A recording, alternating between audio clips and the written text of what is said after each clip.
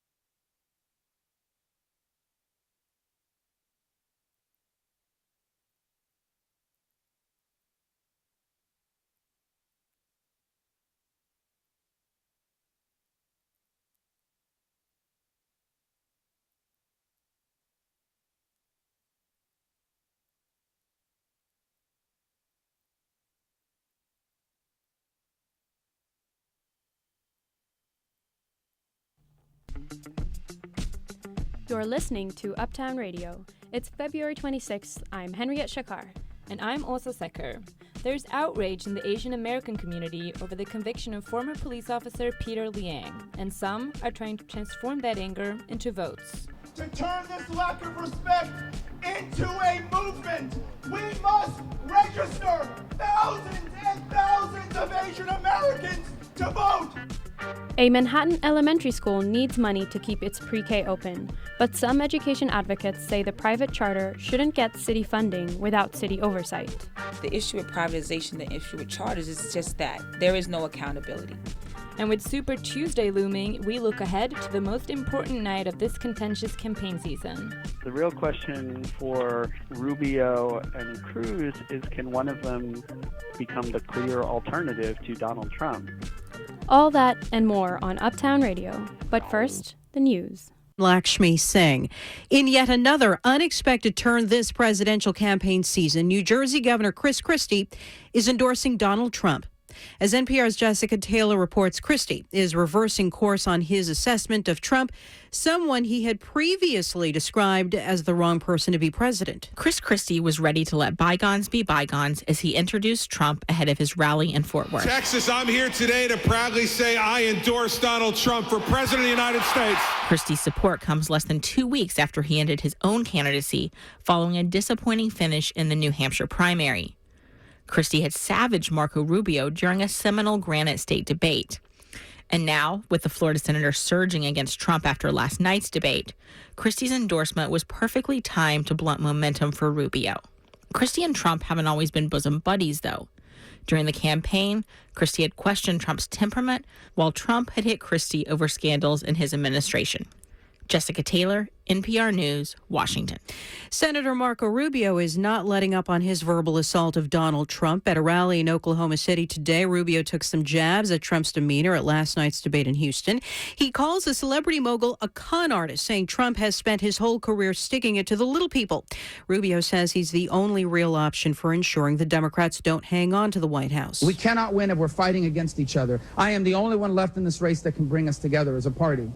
All the presidential candidates are looking toward Super Tuesday with 13 states in contention. The Democratic candidates will first compete in the South Carolina primary tomorrow. Representatives for the main Syrian opposition say nearly 100 rebel factions have agreed to a U.S. and Russian-backed cessation of hostilities. But NPR's Allison Muse reports those factions still fear they will continue to be targeted. Moderate rebel factions from across Syria say they'll commit to a 2-week truce with the government forces.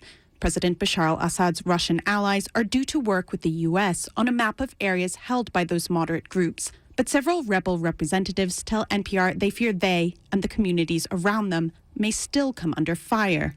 That's because on Wednesday, Russia's Ministry of Defense published a map of Syria showing who holds what territory. It labels nearly all the opposition areas as being held exclusively by al-Qaeda's Jabhat al-Nusra. Nusra, like ISIS, is excluded from the deal. The opposition says an enforcement mechanism is still needed to protect civilians. Alison Muse, NPR News, Gaziantep, Turkey. The Commerce Department says Americans boosted their spending in January at the fastest pace in 8 months, while their incomes increased by the largest amount since June. Before the close, Dow was down 57 points at 16,640. You're listening to NPR News. In New York, I'm Allison Vickerbeck. Suffolk County former police chief James Burke pled guilty today to beating a suspect while in custody. In December 2012, he threatened to kill a man he caught stealing a bag from his SUV, which reportedly contained pornography and sex toys. Burke has admitted to subsequently trying to cover up the incident. He could have faced up to 20 years in prison and $500,000 in fines, but by accepting the prosecution's plea agreement, Burke's sentence is expected to be reduced to 4 years in prison. The beating took place in an interrogation room at the Smithtown, Long Island police station. It could soon be illegal to chew tobacco in New York City sports arenas. The New York City Health Department says it would back new legislation to ban smokeless tobacco from ticketed sports venues like Citi Field and Yankee Stadium. According to the Health Department, teenagers are influenced by seeing professional athletes chewing on the field. The use of smokeless tobacco by city youth doubled between 2007 and 2013. On this day 23 years ago, a van filled with explosives blew up in the underground garage of the World Trade Center's North Tower. The bombing killed 6 people and injured over 1,000. This afternoon, relatives and friends of the victims of the 1993 bombing took part in a ceremony to mark the anniversary of the attack. Officials from the 9/11 Memorial and Port Authority of New York and New Jersey were present as the names of the victims were read aloud. A rider was slashed on the subway this morning on a Midtown train. He received 6 stitches. This is the 15th slashing in New York's transit system this year, a 50% increase over the last year. Allison Vickerbeck, Columbia Radio News. You're listening to Uptown Radio. I'm Henriette Shakar. And I'm Orsa Secker. Super Tuesday is arguably the most important night of the presidential primary season, and it's right around the corner on March 1st. The stakes are high, but for a slightly different reason than in past years. Although Super Tuesday is usually the night when struggling candidates are finally put out of their misery, this year's event might actually help them come out stronger. Allison Vickerbeck reports.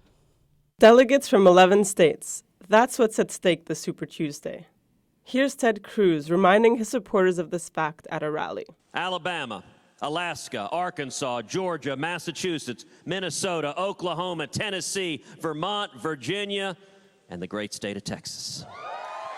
The most delegates that are awarded on a single day will be awarded next Tuesday. This Super Tuesday, the stakes will be higher for one party than the other.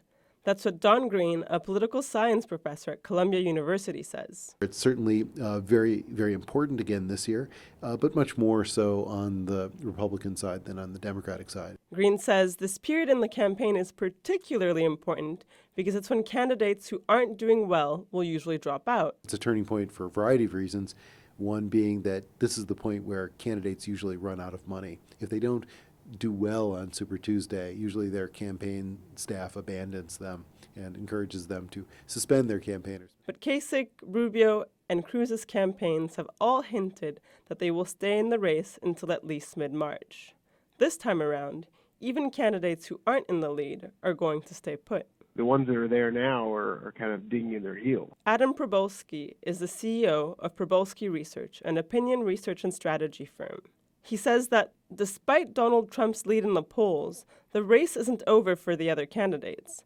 They still have a shot at becoming the nominee. The presumptive nominee is Trump, but there's still some sense that that could change. Super Tuesday could offer up a candidate to stand up to Trump.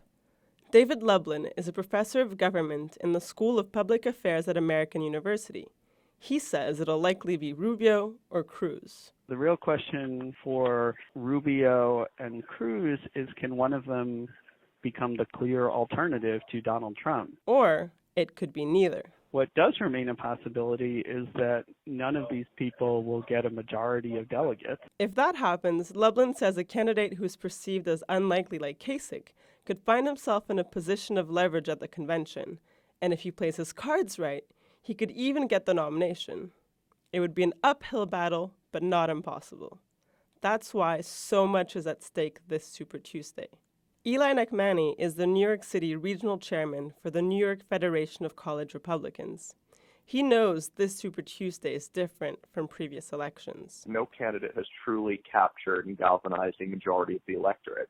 It was by this time last election cycle that Mitt Romney was starting to really gain credence in the National Party. That's why organizations like his continue to give their support to Republican candidates. What we do is a lot of grassroots activism and making the candidate someone who millennials will come out and vote for. This Super Tuesday, every vote will count. Allison Vickerbeck, Columbia Radio News. Apple and the FBI are escalating their legal dispute over access to the phone of Saeed Farouk, one of the two attackers in San Bernardino in December. Although the FBI has permission to search the phone, it doesn't have Farouk's passcode. That's why it's suing Apple for backdoor access, and now Apple is suing the FBI back. Michael Frumkin is a law professor at Miami University. He says the heart of Apple's argument is based on a law almost no one has heard of, the All Writs Act. That's been on the books since basically the country was founded.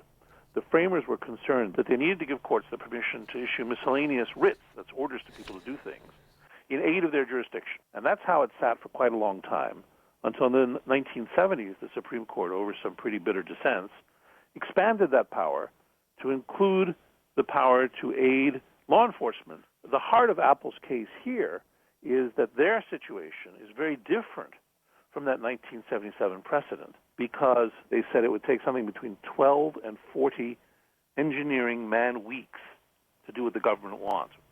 What are engineering man-weeks? One engineering man-week is a week's work by an engineer.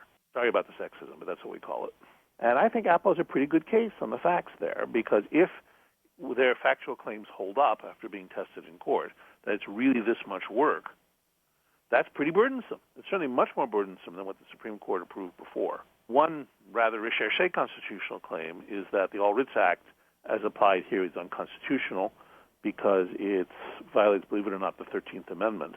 Much more seriously are the First Amendment claims that code is speech, something a number of lower courts have said, but the Supreme Court has never said, that being forced to create the software that they don't want to create, they're essentially being compelled to speak in a way they disagree with. You're saying that the argument that coding is speech? Well, that code is speech. You know, just like Spanish is a language, Fortran or C++ is a language. They express ideas. So the zeros and ones are actually... Well, they're not zeros and ones, because when a programmer writes them, they don't write zeros and ones. I mean, that's like saying when you write an English essay, it's zeros and ones because you wrote it in a word processor. programmer writes something in a structured language, a high-level language, which the compiler turns into zeros and ones. But what the programmer is doing and what they share with each other when they share code is they write in a high-level language with special abbreviations and words that have special meanings. It's like mathematics. What effect will that have if coding is considered a language? If coding is considered a language, then programs will have First Amendment protection, which will affect export control and certainly would head off the attempts the government has been trying on and off since the mid-90s to get Congress to regulate the use of cryptography. Is this case different because it's inspired or motivated by an act of terrorism? Government picked this test case because it has horrific facts. Right? Terrorism is the most emotive situation the government could have to push the court to rule in this direction. But notice that they caught the terrorist here. What this is really about is kind of a fishing expedition to see if they can catch any Confederates who might have been messaged using the phone, other than the people they already know about. Well, as an owner of a smartphone, I'm worried about that one day the FBI will decide that it also wants to use that backdoor to access my calls and my information, even though I'm not a bad guy as far as I'm concerned. Well, you should probably be even more worried about the NSA, because the FBI, at least will get some sort of warrant or something. The NSA may claim it already has that authority under the Patriot Act. But yes, those are exactly the issues, that we're all going to be subject to this. Professor Frumkin from the University of Miami, thank you so much for speaking with us today. Anytime.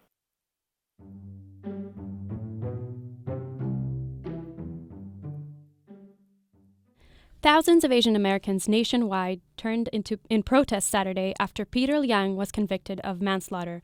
Liang, a Chinese-American police officer, went on trial for shooting and killing an unarmed black man, a Kai girlie, in Brooklyn. If you think the rally was about the controversial verdict and the racial tension surrounding it, you're right. But it was also about something less obvious. Susie Xie reports.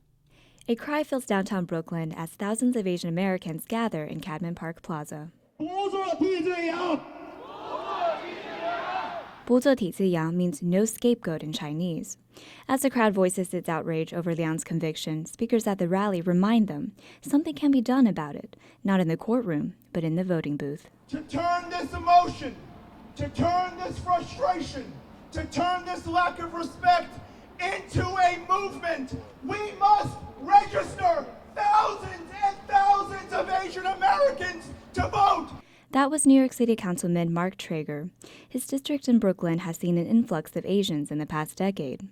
There are currently 9 million Asian Americans eligible to vote in the United States, but only a quarter of them voted in the last congressional election. Steve Chen is the president of the United Chinese Association of Brooklyn. He's manning a voter registration table at the rally, something he does year-round. We collect 10 voter registration is a very good day because it's very difficult. But today, I think a lot of people understand you got to vote. By the end of the day, the organization has collected 300 voter registration forms. But for Asian Americans, registering to vote may not be enough. A study by the Center for Urban Research says less than half of Asian Americans who are registered to vote in general elections actually do. Chan says that's because they typically don't get involved in politics. A lot of them don't pay attention to the candidate. A lot of them are immigrants. They are focused on how to make a better living. That's it. Traditionally, our culture is a very subtle culture, and we tend to a little bit quiet. The streets are rarely quiet in Chinatown, but when you ask Asian Americans whether they vote, their answers vary. For some, like an elderly man on Mott Street who wouldn't give me his name, one problem is the language barrier. 你会投票吗? 投什么票? Vote for what, he said. Further down Mott Street, Paul Wang does vote, sometimes, but his wife Annie prefers not to. Do you vote? Yes. Not every year, every presidential only, Why not congressional? I don't know. Lazy. Lazy. Yeah, good. And how about you? Do you vote? I don't pay attention to the politics. Back at the rally, Flushing resident Yan Sun is all about politics. She carries a white sign with the words Asian Civil Rights Movement scribbled in black marker. Sun teaches political science at Queens College, and she says the Liang verdict says something about how Asian Americans are viewed in society. When we talk about civil rights, they don't seem to include Asian American communities. But we want to say we are a minority too. Our civil rights should be equally respected. As for the verdict, Sun says she hopes it will convince Asian Americans to earn that respect by using the ballot. Susie Xie, Columbia Radio News.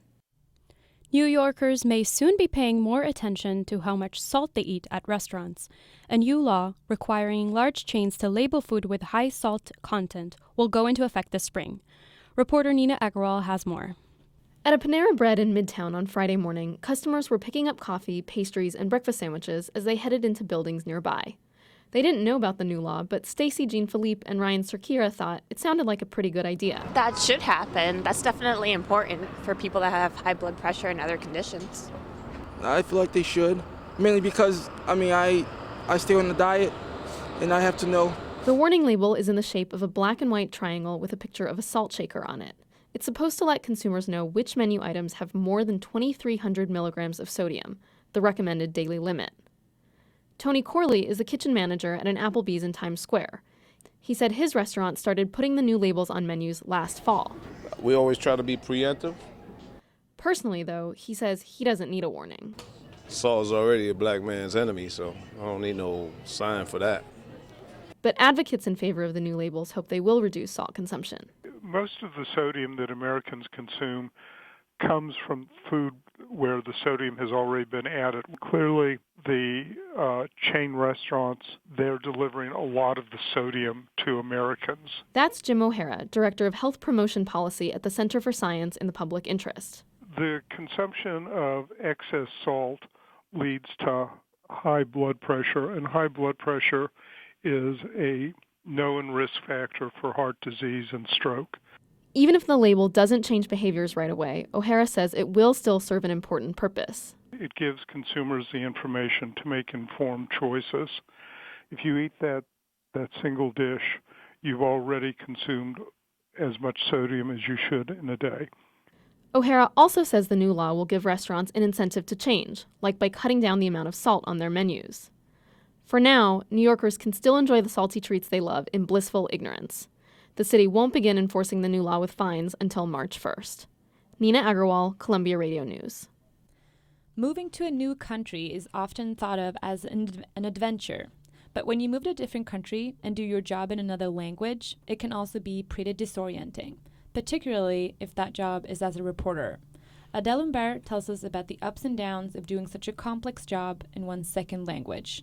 In less than 3 words, you get me. Yes, I am French, and yes, I have a thick accent. And now I'm on the air. Right now, my family and friends have this image of me as a foreign correspondent living the American dream in the city that never sleeps. Okay, guys, calm down. Let me tell you the truth about my job here. My arrival a couple of months ago was quite chaotic, but that's another story. And soon after, I was sent to report on the Cuban community here. I had to speak in Spanish, write in English, and I was still thinking in French. You might call it a melting pot. I call it a French mess. My neurons and synapses were doing their best to connect and transmit the information, but up there, in Mont-Ciboulot, it was just chaos. And then, just when you start to feel like you get the accent, your new American friends start using slang because it sounds cool, you know?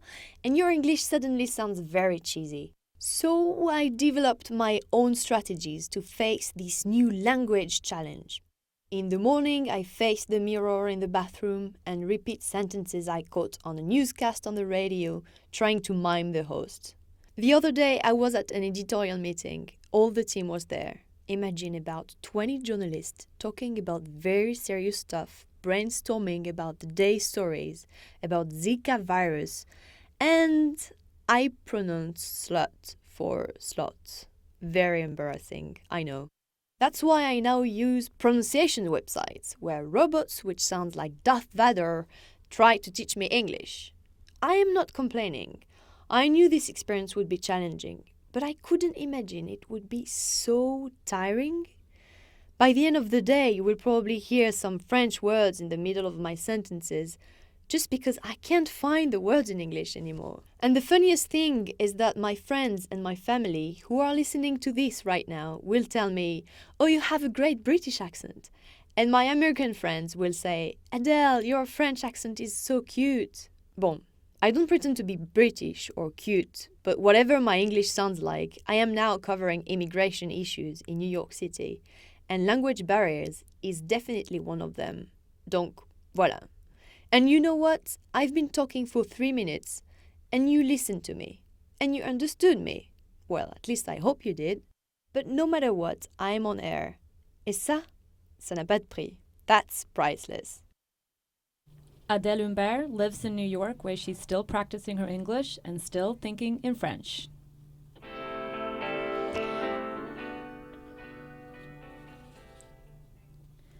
So, does the election get you in the mood? If so, you may want to check out BernieSingles.com, a new dating site aimed at Bernie Sanders fans. The tagline? It's not only the 1% getting screwed this election season. And while this might sound a bit odd, it's really just a political twist on a growing trend in the online dating scene: niche dating sites. Isabella Kulkarni reports. Judith Lockman is in her early 60s, a big Bernie Sanders supporter and single. I would like to meet someone who has my vision of America, who believes that it's the American dream for people to rise up to the middle class, for us to have a strong middle class. And I would want someone who shared those humanitarian viewpoints that I have. So when her cousin told her about a dating website for Sanders fans, she put up a profile. Within days, she got a message from Mark in Florida. I am a fun-loving, caring, understanding, and active man. I am here for friendship and more. I believe this is a great opportunity for all the Bernie supporters to come together as one in order to learn more about each other. Judith knows her way around dating sites. She already has accounts on Match.com and JDate too. But really, if I were to pick one essential thing about who I am, it would be being a Bernie Sanders supporter. Mark Brooks is an online dating consultant. He says this is exactly what niche dating sites do well. They create a romantic community around identity. Where people have made a call, that's what they want, they know what they want, and they don't really want to meet anybody who's outside the particular thing that they're looking for. But Brooks says the idea is one thing and the business is another. It looks like a restaurant in some ways, you know. It shouldn't cost that much to get rolling, and it'll be a fun thing to do. Unfortunately, there's more to the dating business than that. That's been the case for Dave Rubin. He had been a user on the site VeggieDate.com and had success finding love with other conscious eaters. So he bought the site. For him, success is about impact. If it's bringing people together, if it's helping people make meaningful connections. VeggieDate may help vegetarians find love over veggie patties, but it isn't making much money. For one, the company can't support a full-time staff. The team is 4 people total, all contracted. And second, VeggieDate is just a side income for Rubin. If Rubin pays himself, the company doesn't make a profit. It's really not a big moneymaker at all. The site's been alive for several years, and membership is steady at 10,000 users. But according to Brooks, that isn't very many for a niche site. In fact, if VeggieDate wanted the bigwigs of online dating like Match.com to notice it, it would need millions of users. Jeremiah Pegues gets it. He's one of the founding members of BernieSingles.com. I met him at a large hotel downtown. Oh, right now we're sitting in Trump Tower. It's kind of like you're sticking it to the man. Love it. Yeah, he's a Sanders supporter, but he wants to help matchmaking succeed. I feel like it's kind of awkward to find down the line that some girl that you're really feeling is a diehard Trump supporter. You know, that's about as awkward as it gets. Awkward enough that in the first week they had 10,000 signups alone. Now Pegues and a team of 15 volunteers run the site for no pay, spending most of their time weeding out the Trump trolls. And have converse with you, and they'll be like, "Make America great again," and you'll laugh and be like, but I want people in America to afford things, and they'll be funny, but some of them are just really racist. But trolling aside, Pegues has been able to reap the benefits of a site devoted to Sanders fans looking for love. I just get requests like, "Oh, I live in Brooklyn, you live in Brooklyn too, are you feeling the burn? Great, you want to go out for drinks?" I'm like, okay. Pegues says if Bernie doesn't make it, he's not sure what will happen to the site. He says it may lose steam, but he hopes the site lives on and inspires people to voice their political opinions to their prospective lovers. In the meantime, Pegues has a hot date on Saturday night, and he's gonna talk Bernie. Isabella Kulkarni, Columbia Radio News. A protest outside the Sony building in Midtown Manhattan this morning brought together fans of the singer Kesha with others who had barely heard of her. Their shared goal? Free Kesha now. But that may be easier said than done. Katie Ferguson took to the streets to learn more. The protesters are young, mostly in their early 20s, some covered in glitter. They carry posters that say things like, "Sony supports rape," or "Kesha deserves freedom." Some of the signs are handmade. Lori Bellavins is by far the most ornate. It's very involved. How long did it take you to make this? All night. I started at like 11 o'clock last night and then I haven't slept. Oh, wow. An all-nighter on a protest poster might seem a bit excessive, but Kesha's case has mobilized her fans. Last Friday, a New York City court ruled that the singer will not be released from her contract with Sony amid a lawsuit that claims her producer, industry power player Dr. Luke, drugged and physically and sexually assaulted her. Free Kesha now! Free Kesha now! Free Kesha now! In the wake of the ruling, many musicians, like Adele, publicly declared their support for the singer this week, while chart topper Taylor Swift went even further, donating $250,000 to Kesha's legal efforts.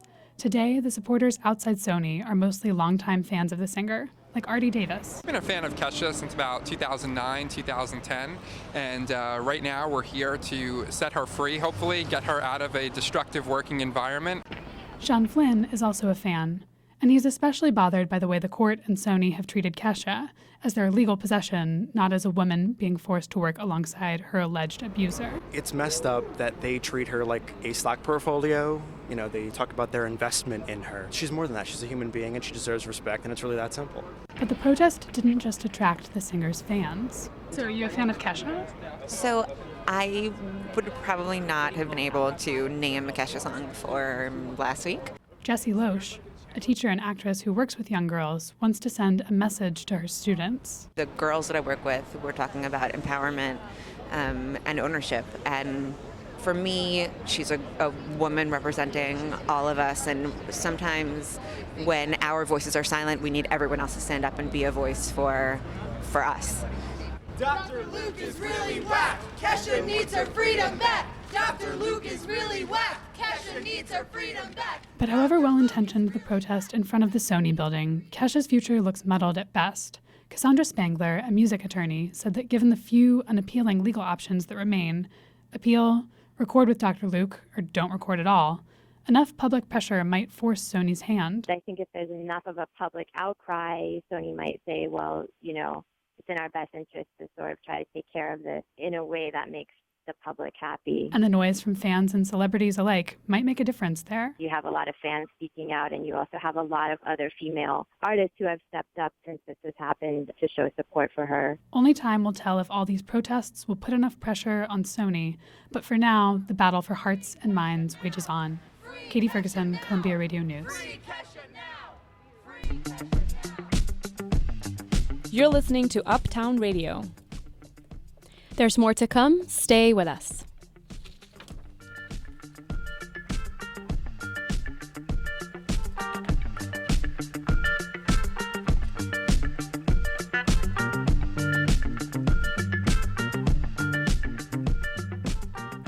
You're listening to Uptown Radio. I'm Orsa Secker. And I'm Henriette Shakar. A Manhattan elementary school needs money to keep its pre-K open, but some education advocates say the private charter shouldn't get city funding without city oversight. And with Israeli Apartheid Week beginning at Columbia University on Monday, debate over the controversial boycott, divestment, and sanctions movement reaches the New York State Senate. And as over 9,000 New Yorkers complain about bedbugs, we take a look at new scientific approaches to treat the insects. These stories and more coming up, but first, these headlines. In New York, I'm Erin Galaxon. New Jersey Governor and former Republican candidate Chris Christie has endorsed Donald Trump for the party's nomination this afternoon. Christie was critical of Trump while the two were both running for the nomination, but today, in Fort Worth, Texas, he says Trump is the best candidate for the GOP and the country.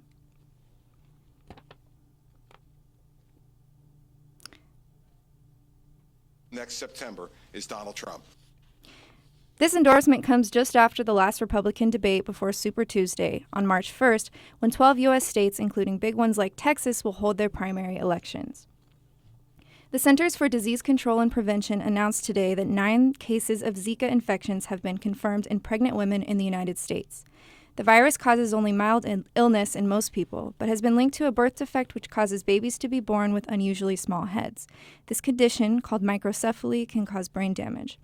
All 9 U.S. women got the virus overseas. 3 babies have been born, 1 with a brain defect.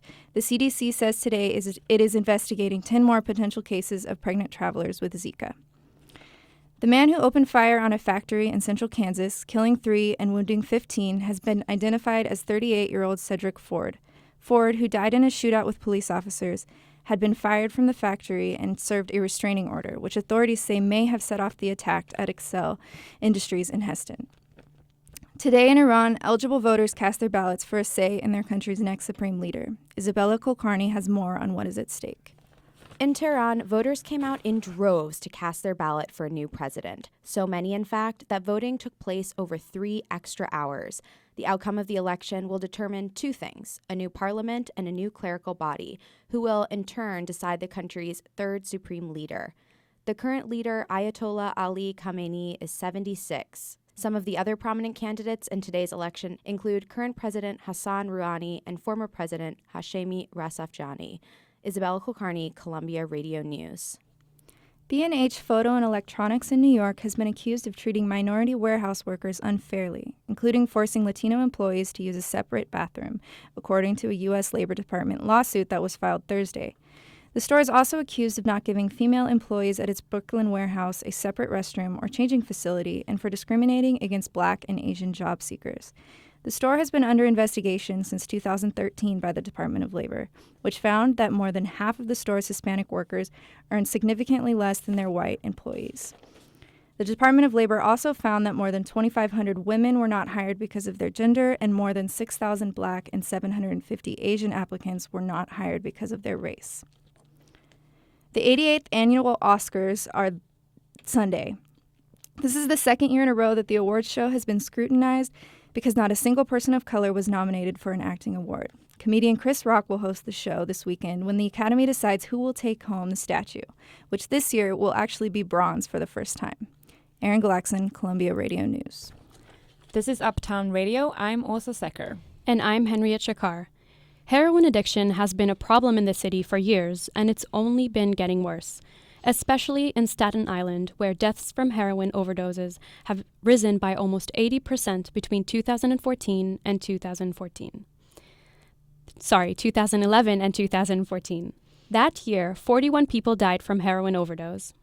Starting in March, police and prosecutors in Staten Island will be investigating every heroin-related death as if it were a homicide. The goal is to track down the dealers. Daniel Raymond is policy director at the Harm Reduction Coalition, and he says the plan will only make the situation more complicated. I asked him why. There's a general idea that people who are caught up in drug addiction need help, and that people who are dealing drugs should be locked away. But what we see in reality is that there's a whole spectrum of people who have some role in the drug economy, and a lot of them may be mislabeled as dealers because they purchase drugs for themselves and their friend, they provide the drugs to their friend, and then that friend overdoses. Now, those aren't necessarily the people that we think of in a law and order sense as the bad guys. They're people who've been caught up just like the person who overdosed. But if they're going to be treated and charged as dealers under these investigations, they're not going to get the help that they need. But this new approach, they're saying they're going to investigate the overdose deaths as homicides. It doesn't necessarily mean they're going to prosecute as homicide, but don't we want as much information as possible about the people dealing the drugs? If we had evidence that this was a successful approach, I'd be all for it. But what we're seeing popping up all over the country is people getting charged for drug-induced homicides, even if it's the person's girlfriend, even if it's a person who had no ties to big drug cartels but was extremely low level. This is the direction that things are going in, and I think this is the bandwagon that I'm afraid that Staten Island is starting to jump on. These don't get results. These just end up punishing people for tragedies. But what's the alternative? Because we need to find the source of the heroin. We have not seen a whole lot of success with supply reduction approaches. What we see is that they end up with a lot of people locked up, a lot of mass incarceration, without having a whole lot of impact on the relative availability of drugs. that we just continue to make this mistake over and over again, that we're going to end this overdose crisis by throwing more people in jail. But the heroin continues to make its way into our communities. The prescription opioids continue to make their way into our communities. And we really need to address it as a public health issue and say, let's get prevention and treatment scaled up. And that way, if you reduce the demand, you eliminate the profit motive. So addicts are a symptom, but what's the real problem here, and how do we treat that? I don't think the addicts are the symptom. I think addiction is the disease. That's the underlying problem. Now, there's root causes to that, whether it's about genetic susceptibility, whether it's about trauma and mental health issues, whether it's about lack of employment and educational opportunities, but it manifests as the disease of addiction, and we're not doing a good enough job of treating that. Until we treat addiction, then we're perpetuating the market in drugs. Thank you so much, Daniel Raymond, Policy Director with the Harm Reduction Coalition. Thank you. Next fall, one of Mayor de Blasio's most touted campaign promises will be a reality for thousands of New York children, pre-K for all. But one prominent charter school network, Success Academy, has found itself embroiled in a dispute with the mayor, a dispute which could force it to suspend its pre-K programming. Gilda DiCarli has more. It's 7:25 a.m. and parents are rushing their children to school on the Upper West Side. Carla Krzyzanowski's son, Ames, is in 3rd grade at Success Academy, and in the back of her mind, she knows she only has a few weeks to decide where her youngest son, Everest, will attend pre-K next fall. Until now, Success Academy was one of her options. But Mayor Bill de Blasio has withheld funding from the network because last fall, CEO Eva Moskowitz declined to sign a contract that grants the city oversight. Carla is not too happy with the mayor. Mr. de Blasio, I think you have a lot to learn from what Success Academy can do for all kids, providing a quality education for kids across the spectrum, and that rather than be threatened by what the school is doing and trying to control it, I think you would be better served to learn from it and offer that kind of service to all kids in the city. They deserve it. Many parents share her frustration. Tens of thousands signed a petition to express outrage that the mayor would put a roadblock on an otherwise streamlined path to universal pre-K. Despite mounting criticism, the mayor stood his ground at a press conference this week. Every other organization has willingly signed that contract. But if this particular charter network does not want to sign a contract, we have to draw a line there. Eva Moskowitz argued that the document was illegal and would entangle its pre-K classes in bureaucratic red tape. That leaves over 2,000 applicants for Success Academy's pre-K in limbo, and next week, Department of Education Commissioner Mariellen Aliyah will choose who to support, the city or the charter network. But this goes much deeper than a playground turf war. It's impossible to tell the story of the feud without mentioning Success Academy's controversial record. Founded a decade ago, this charter network attracted criticism last month when a video emerged of a teacher berating a student who struggled with a math problem. And last fall, Success was criticized for not accommodating special needs students. A former parent at Success Academy, Fatima Getty, said that in her experience, when you file a complaint against a charter to its oversight body, SUNY, what happens is SUNY will send it back to the school to investigate themselves. And then the school will never get back to you with what their investigation was, what was the outcome of it. And then you would have to start over completely. But maybe it's not about pointing fingers at Success Academy and SUNY. Zakia Ansari, Advocacy Director for High Quality Public School Education, wants to place all charter schools, which are publicly funded and privately run, under scrutiny. Eva Moskowitz is not the only one, right? The issue with privatization, the issue with charters is just that. There is no accountability. Several Regent members raised questions this week about how to enforce accountability in charter oversight. James Merriman, at the head of New York City Charter School Center, says it's not so simple. He said increasing oversight would defeat the purpose of why charters were created in the first place. He said to remember that we did not start whether it's a school or a social service agency, to get perfect oversight. We started it to deliver a service. All of which only adds to the heightened tension as both sides await the commissioner's decision. Gilda DiCarli, Columbia Radio News. Israeli Apartheid Week is taking place on campuses across the world throughout February and March. It starts at Columbia University on Monday. One of the event's main goals is to gain support for the boycott, divestment, and sanctions movement, also known as BDS. This nonviolent initiative is modeled after the 1980s campaign against apartheid in South Africa and is directed at Israel and its treatment of Palestinians. The BDS movement is in its 11th year, but still stirs controversy. Now, the debate has reached the New York State Senate. Henriette Shakar reports. Depending on your point of view, BDS either promotes Palestinian human rights or discriminates against Israel. Now, a couple of bills in the New York State Senate might decide for you. Senators Michael Gianaris and Jack Martins, representing neighborhoods in Queens and Long Island respectively, have supported two separate but similar bills in the New York State Senate in January to stop the spread of the movement. What that would mean in practice is, the state would keep records of people who endorse things and would update this list. You can imagine the chilling effect. That's Omar Shakir, an attorney at the Center for Constitutional Rights. The bills will also make it illegal to do business with or invest in entities on that list. For Shakir, this is troubling.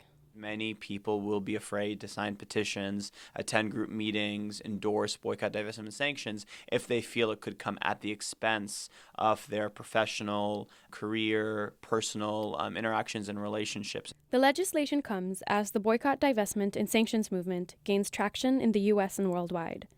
In 2005, major academic institutions endorsed the BDS campaign, including the American Anthropological Association Conference and the U.S. National Women's Studies Association. But for some, like Avi Posnick, the movement itself is racist. He's the New York managing director of Stand With Us, an advocacy group defending and promoting Israel's policies. The boycott movement against Israel singles out Israel. We therefore will use all means in order to defeat this movement. Not all opponents of BDS agree with the current bills. Noam Gilbord from the Jewish Community Relations Council doesn't think outlawing the BDS movement is a realistic goal. It's not that we're trying to silence BDS voices. It's that we are here trying to make sure that the BDS narrative, which poses Israel as the bad guy and Palestinians as the good guys, is not the only narrative in the public discourse. For those actively working against the proposed legislation, the public discourse is exactly what's at stake. This is Rahul Saxena, an attorney from the advocacy group Palestine Legal. Regardless of how you feel about the issue of Palestine and Israel, I think everybody should agree that our right to speak out on important political issues is valuable to our society and is necessary to a strong democracy. Meanwhile, one bill has only passed the committee vote, and the other received wide support in the Senate, with 55 senators voting in favor. Senators Gianaris and Martins were not available for comment. Henriette Shakar, Columbia Radio News.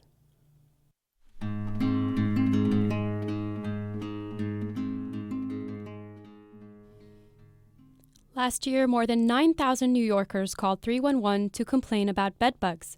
Reporter Osa Secker says scientists are looking for ways to replace go-to treatments like spraying, washing, and vacuuming with new approaches based on bedbug genetics. One night, Mike Sutphin lay in his bed when he felt something itching on his leg.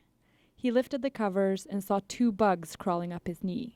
I woke my roommate up. It was 2 o'clock in the morning, and I was like, hey, can you look at something? I'm scared. I think these are bed bugs. The next day, Sutphin decided to check his bed more carefully. And I lifted up my mattress, and literally the entirety of my bed frame had been converted into a hive. The whole thing. He called an exterminator who ended up having to come to the apartment 5 times before it was free of bed bugs. So the bed frame I have now is totally made of metal. You can see it actually has those white spots are from the bed bug poison that they leave on the bed. The exterminators put a poisonous powder all over Sutphin's room, and he had to wash every piece of fabric in the entire apartment. Finally, after 6 months, the apartment was bed bug free. Kobe Schall is an entomologist at North Carolina State University who studies bed bugs. He's part of a team that recently published a study about the genes of the bed bug. And he says part of the reason bed bugs are so hard to get rid of is because they're becoming more resilient against traditional techniques. So there's this constant arms race of this warfare between insects and humans, and bedbugs are an excellent example of that. And for the first time, Shaw and his team have completed the entire genome sequence of the bedbug. We're hoping that the bedbug genome will open up new avenues through identifying targets in the genome that are sort of weak links in the biology of the bedbug.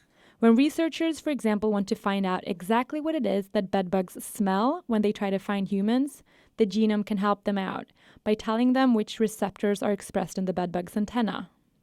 That way, this research is the first step to develop odors that can attract bedbugs into physical traps.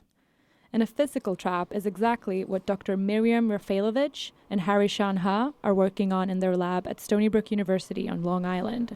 So over here you can see 3 bed bugs. The one on the top is the one without any fiber. The one in the middle has some fiber inside of it. Shanha is looking at 3 dead bed bugs lying in the corner of a glass container. 2 of them have been trapped in a new type of fiber that looks like cotton candy. Rafailovich says once they enter the fiber trap, there's no escaping. We were told that bed bugs can survive for weeks. They don't have to eat very much. But when they're trapped in those fibers, they keep struggling to escape, and they're dead pretty much within a day or 2. Rafailovich and Shaw both agree that a mechanical solution like this is the way to go, since the bedbugs won't be able to develop resistance to it. And if genetic research could help develop an odor that attracts the bedbugs into the trap, well, that would likely work wonders. Unfortunately for Mike Sutphin, we're not there yet.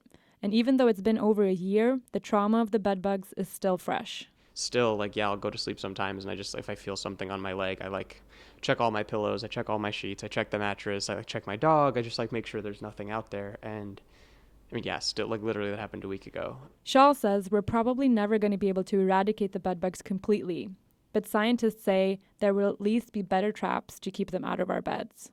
Åsa Secker, Columbia Radio News. Losing weight is hard, really hard. But as Jeffy Bernard reports, it's even harder when you're carrying the weight of the world. I'm a whopping 4 feet, 11 inches, and 3/4 tall. And jokes about my height are a regular part of my day, from my brothers teasing me when I try to reach something on the top shelf, or the Checkers drive-thru cashier who laughed for 5 minutes because I was sitting so close to the steering wheel. Nowadays, my height is no joke, at least not when you see my body mass index, or BMI. It's a formula based on height, mine, short, and weight, mine, too much. Over 30 BMI is obese, my BMI, 50. More distressingly, I recently learned that I'm now one of more than 86 million people in the United States who are considered pre-diabetic. I don't yet have type 2 diabetes, but if I don't make some major changes, I'll likely end up there. I've got to do something about it, but it's hard. Losing weight is hard for everyone, but for me, there are ghosts. My first real attempt to lose weight was when I was a freshman in college 9 years ago. I created my own workout, ate healthier, and jogged every day, 6 a.m. I lost 50 pounds. And then, on a regular Saturday morning, I got a text. Gary died. He'd been in a car accident. He was 18. Gary and I had been friends since preschool. It was the first time someone close to me had died. And suddenly, all my work to lose weight seemed pointless. I stopped working out or even going to class. I took a leave of absence that semester. I gained the weight back. 4 years later, I tried to lose weight again.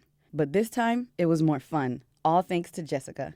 She went with me, teased me, taught me how to dance bachata, and it worked. I lost 70 pounds. I felt and looked great.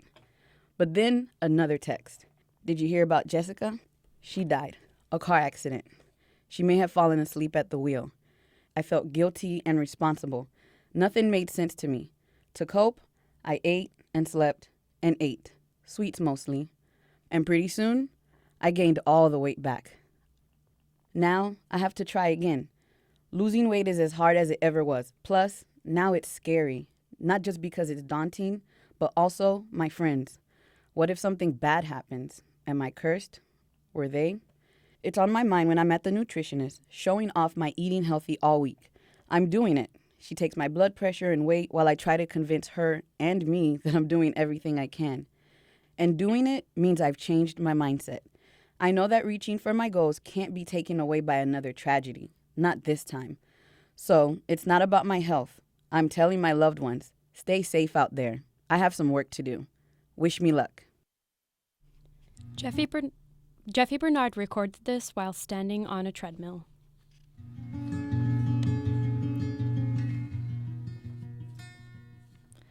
Leap Day is almost here. For Leaplings, those born on February 29th, it's a special day. As Laura Gamba reports, restaurants, hotels, and retail stores are eager to celebrate it. Amanda Delshad will be 28 on Monday, or if you're striving for accuracy, she will be 7.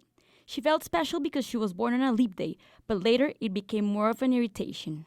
When I was a little bit older, like in my late teens, early 20s, it was kind of annoying because I felt like people called me on the 28th and then March 1st, and I never really felt like either of those days were my birthday.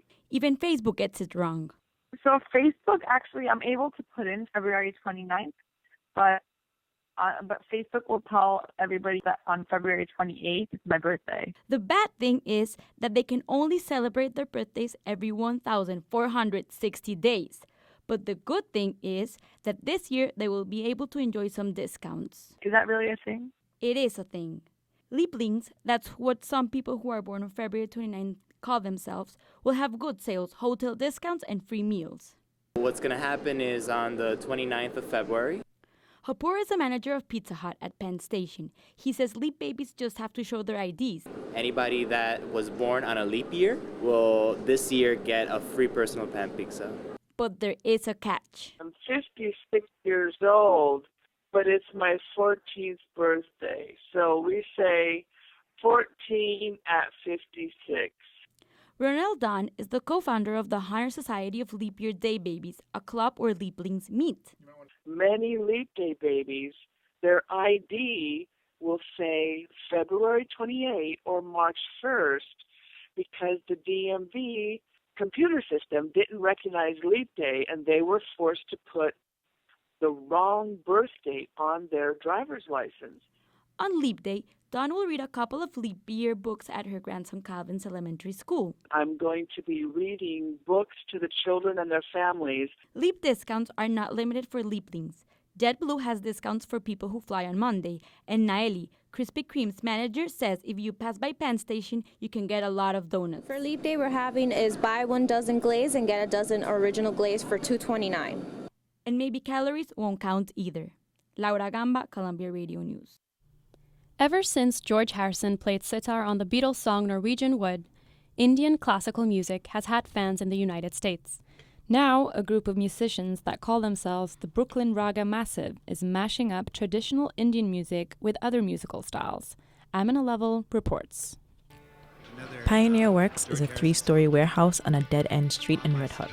And now, on Wednesday nights, the place is filled with the sounds of raga music.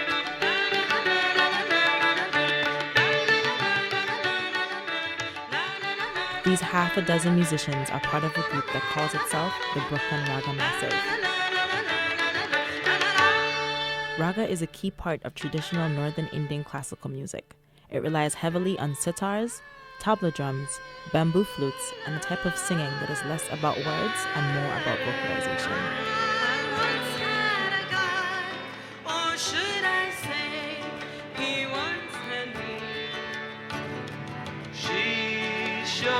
Her room, isn't it good? Norwegian. The Brooklyn Raga Massive is trying to bring raga to new audiences. So tonight, on what would have been George Harrison's 73rd birthday, they're playing Beatles songs, raga style, to a packed house of about 150 people. For 4 years, Brooklyn Raga Massive has been having a jam concert series and jam session, and this is a continuation of that. We'll be here every Wednesday. We're working really hard to pull out all the stops for you, so please tell all your friends and come back. Thank you. Words are falling out like endless rain into a paper cup. They slither while they slip away across the universe. Beatles raga style makes sense, since George Harrison brought Indian classical musician Ravi Shankar to the West. The spirit of musical crossover is what inspired Samir Gupta to co-found the Brooklyn Raga Massive.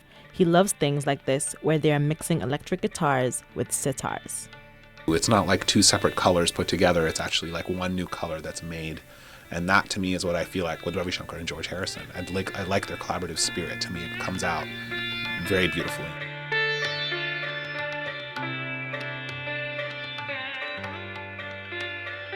And the colors aren't just in the music. A huge projector behind the stage displays psychedelic images and colorful abstract art set in time to the music. And while most are sitting on chairs, some are laying on carpets, eyes closed.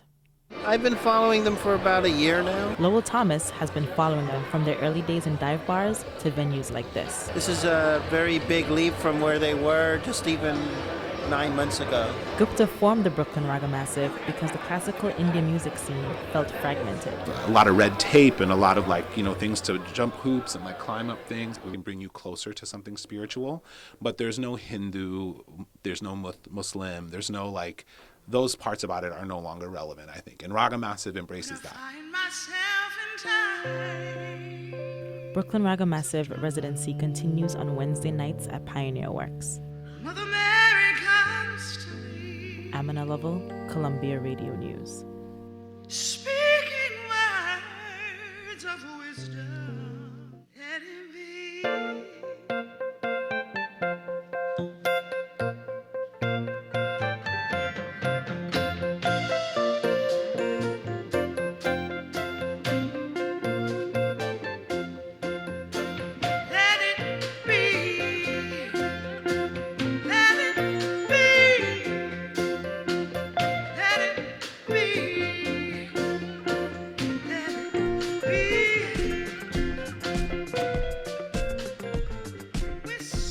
That does it for this edition of Uptown Radio. We hope you enjoyed the show.